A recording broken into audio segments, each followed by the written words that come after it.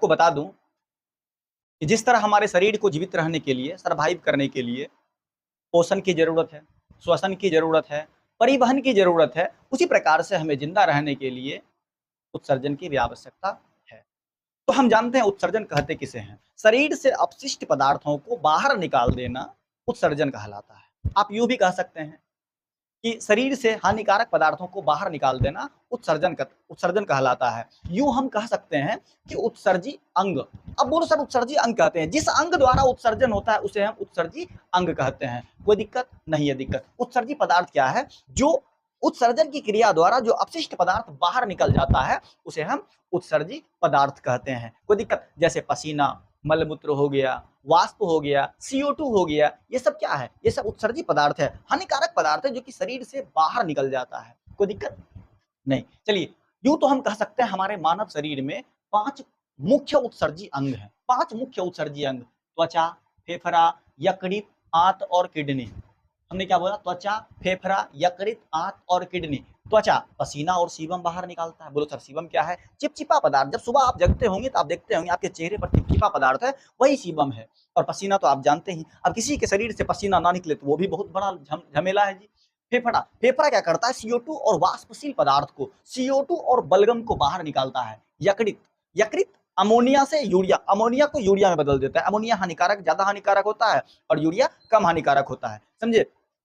और वो क्या करता है? अमोनिया से यूरिया बदल देता है और यूरिया से क्या होता है? किडनी, किडनी क्या करता है? मूत्र का निर्माण कर देता है और उसको बाहर निकाल देता है, समझे? और अमोनिया और यूरिया में आपको विशेष ना बताएंगे, थोड़ा सा आप सुन लीजिए। अमोनिया गंध करता है, यूरिया गंध नहीं करता है। अमोनिया ज्यादा हानिकारक होता है और यूरिया हानिकारक नहीं होता है, इसीलिए। और हाँ, एक बात और जान लीजिए कि अमोनिया से यूरिया तो किडनी बना, सॉरी, यकृत बना देता है, लेकिन फिर से यूरिया 2-3 घंटे बाद अमोनिया में बदल जाता है।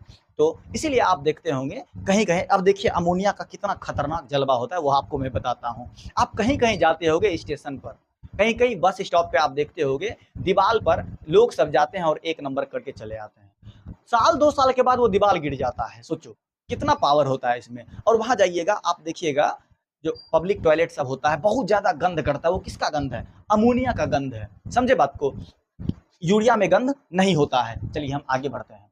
इस 5 में भी, इस 5 से भी, जैसे 5 मुख्य उत्सर्जी अंग है, इस 5 में भी सबसे ज्यादा प्रमुख उत्सर्जी अंग किडनी को कहा जाता है, जो हमने फिगर बनाया है।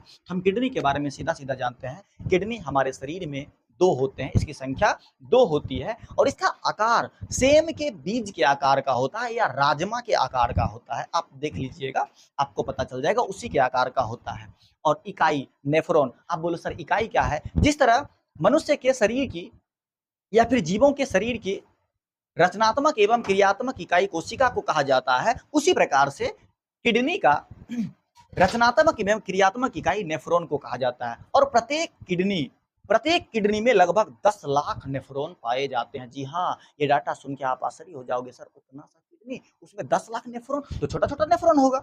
चलिए, और इनके जो विशेषज्ञ होते हैं, जी हाँ, उनको हम कहते हैं नेफ्रोलॉजिस्ट। क्या कहते हैं? नेफ्रोलॉजिस्ट। और जो मस्तिष्क विशेषज्ञ होते हैं उसे हम कहते हैं न्यूरोलॉजिस्ट। कोई दिक्कत आपको नहीं है? दिक्कत। और एक सवाल आपके मन में आता होगा, सर जब हमारा किडनी खराब हो जाए, मतलब जब किडनी काम करना बंद कर दे तो फिर क्या होगा? तो अब सबसे पहले हम जानते हैं, आइए किडनी काम क्या करता है।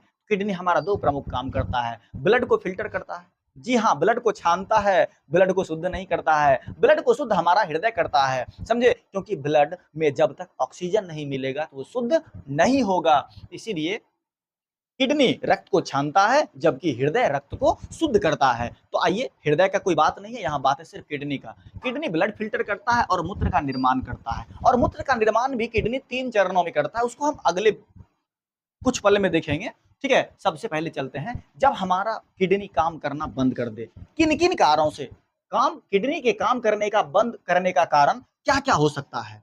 तो 3 प्रमुख कारण हो सकता है। या तो किसी संक्रमण रोग के कारण, या तो मधुमेह के कारण, मधुमेह एक बीमारी है, और तीसरा बाहरी किसी चोट के कारण, समझे? कभी कभी ये जेनेटिक भी हो जाता है। जब इन सभी कारणों की वजह से हमारा किडनी काम करना बंद कर दे, तब एक डायलिसिस मशीन आता है। डायलिसिस मशीन द्वारा जो काम किडनी का होता है, जैसे ब्लड फिल्टर करना और मूत्र का निर्माण करना, ये डायलिसिस द्वारा किया जाता है। और इस क्रिया को हम होमोडायलिसिस भी कहते हैं, समझे? और हमने यहाँ फिगर बना दिया है, आप ये देख लीजिए, ये सिरा है, ये धमनी है और ये क्या है, ये मूत्रवाहिनी है। ये आप देखे होंगे नली के आकार का, ये है मूत्रवाहिनी। इसी से होकर मूत्राशय में, यूरिनरी ब्लैडर में बूंद बूंद करके मूत्र का निर्माण होता है। और आप एक और चीज जान लीजिए, किसी किसी आदमी को देखिएगा वो ज्यादा देर तक टॉयलेट रोक के रखता है, समझे, तो उसको क्या होता है, आगे चल के दिक्कत भी हो सकता है, बीमारी भी हो सकता है। आप सीधा जानिए, इस यूरिनरी ब्लैडर की क्षमता 500 मिलीलीटर है। 500 मिलीलीटर से ज्यादा वो रोक नहीं पाएगा। हो सकता है कि उसका ब्लैडर फट भी सकता है, या फिर वो तेजी से दौड़ के बाथरूम भी जा सकता है। आप बिल्कुल बताइएगा हमारा वीडियो कैसा लगा। अगर आपको अच्छा लगा तो आप जरूर लाइक कीजिएगा और हमारे चैनल को सब्सक्राइब कीजिए।